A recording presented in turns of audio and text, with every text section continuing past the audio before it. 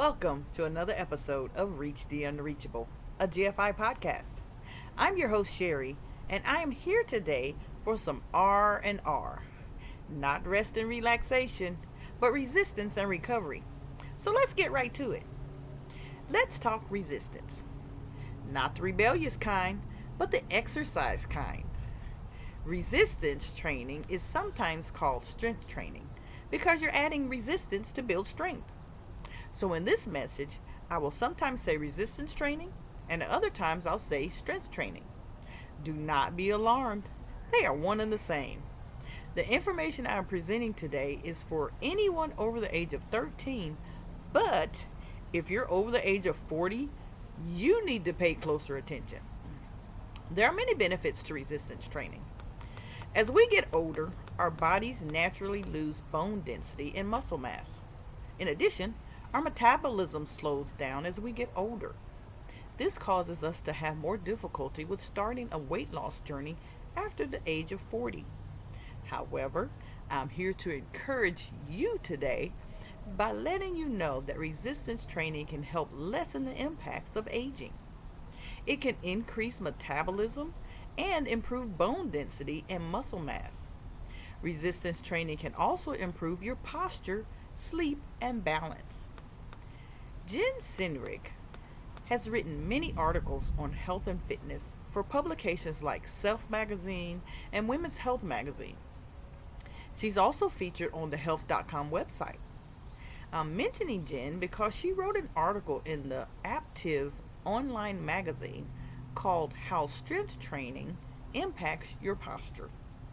In the article, Jen makes some very valid points about resistance training. So I wanted to include them in my message today.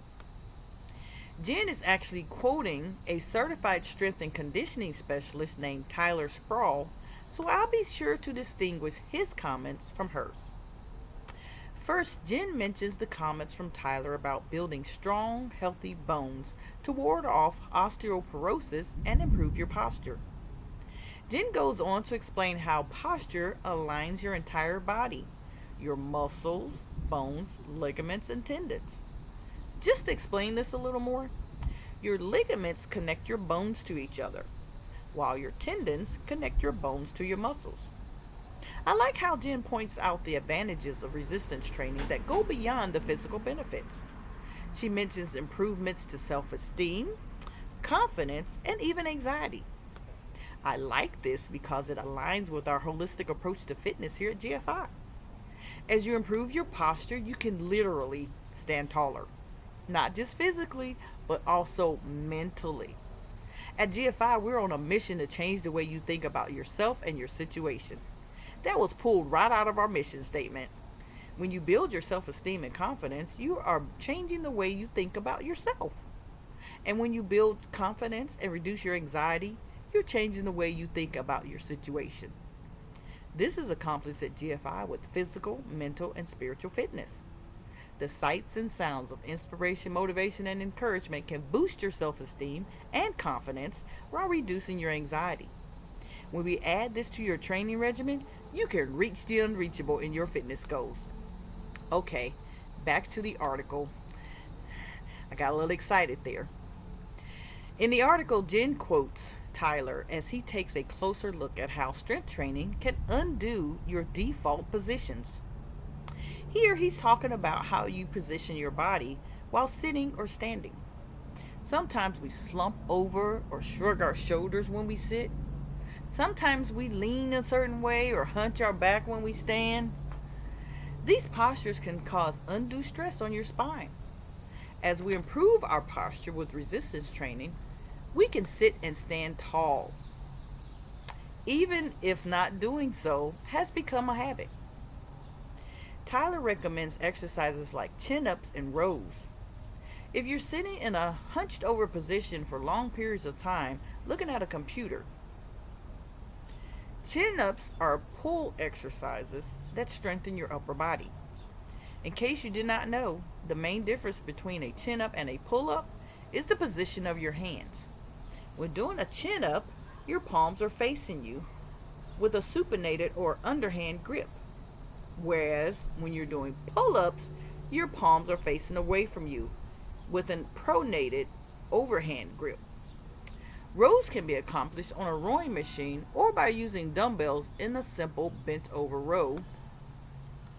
Doing a one arm row on a bench, or leaning with one leg forward as you perform two armed rows that simulate lifting a water bucket. These are called water bucket rows. I got that from my Real Appeal program that I participated in.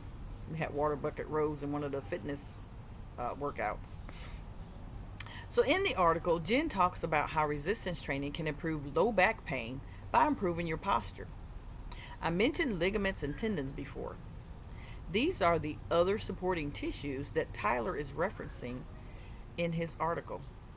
In the article, he explains how these tissues can be strengthened along with the bones and muscles of the low back by incorporating resistance training in your exercise regimen.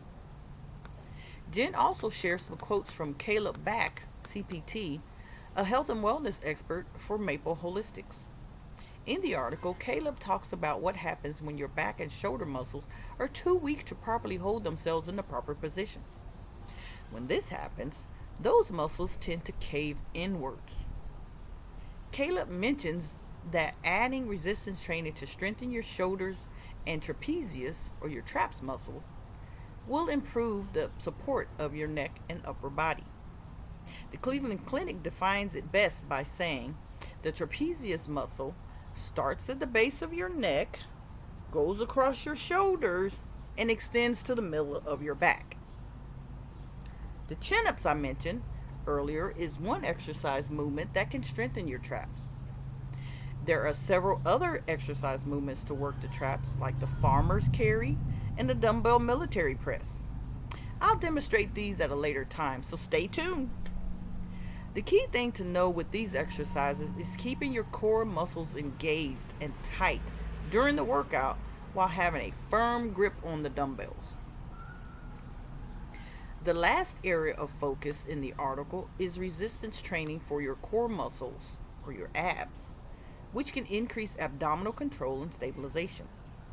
Strengthening your core improves support for your spine, which is necessary for standing upright.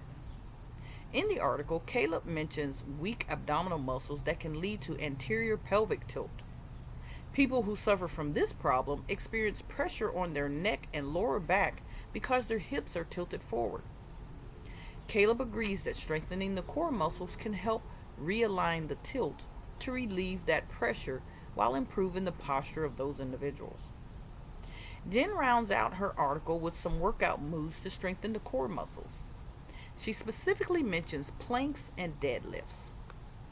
Planks focus on stability, which improves the neutral alignment of the spine.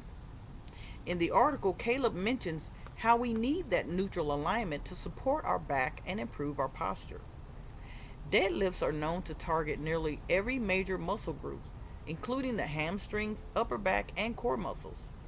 As a result, they can be used to strengthen the spine, especially because of the core stabilization benefits. When the spine is in alignment and strong, you can maintain good posture. In the article, Caleb is credited for stating that a strong spine is a key component for correct posture as you train your body to stay in good position. Jen closes her article by stating that as you incorporate strength training to improve your posture, you can build your muscular endurance in the process. Now let's talk recovery.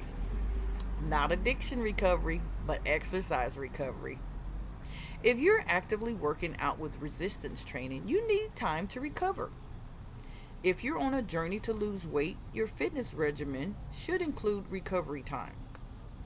Recovery includes rest, sleep, and hydration. You build strength by building muscles. However, as you work to build your muscles, the added weight will tear them down, which is why you need to increase your protein intake to help with recovery. Have you ever had a surgery where the doctor's cutting through your flesh and muscles to repair something? Afterwards, you must spend time in recovery. Lifting weights or adding resistance in a workout routine is similar. No, you're not cutting into your muscles, but you are impacting them in such a way that recovery time is needed. Continuing with the surgery analogy, just like how your recovery after surgery requires proper rest to heal, you need to have proper rest for your muscles to recover from a strenuous resistance training session. You should not work the same muscles with resistance training every day. Depending on the intensity of the training, your muscles will need 1 to 2 days of rest in between workouts. If you fatigue your muscles during the workout, give them a break for a couple of days and be sure to eat an adequate amount of protein to help maximize the recovery period by increasing muscle protein synthesis. Protein synthesis is just a scientific term for repairing, growing, or maintaining your muscles. The American College of Sports Medicine recommends an intake of zero point 0.5 to zero point 0.8 grams of protein per pound of body weight. For example, if you weigh 180 pounds, you need to consume 90 to 144 grams of protein per day when strength training on a regular basis. You will see effective results on your weight loss journey if you incorporate resistance training into your exercise regimen 3 times a week. Start with light weights and work your way up to heavier weights, increasing a little each week or two as you can handle it. Sleep is another important activity for recovery. Youngsters require 9 to 10 hours of sleep per night because of their growing bodies. Young adults have been known to be functional with 7 to 8 hours of sleep. As you get older, you need 8 to 9 hours of sleep. When your body does not get proper sleep and rest, it can cause your immune system to become compromised. You will become more susceptible to germs, which can lead to illness from viruses. As a result, you will be forced to get more rest. Trust me, it happens to me like clockwork. It is better for you in the long run if you consistently get proper sleep and rest. You will be alright if you lose sleep once or twice per week, but do not make it an everyday thing because your body will retaliate and force you into giving it proper rest. Finally, hydration is very important to recovery. You should consume at least a cup of water within 2 hours of working out, and 2 cups of water after working out. You should also sip on water as you are working out to replace the fluids that are lost by sweating. If you're not sweating during your workout, you may not be working hard enough.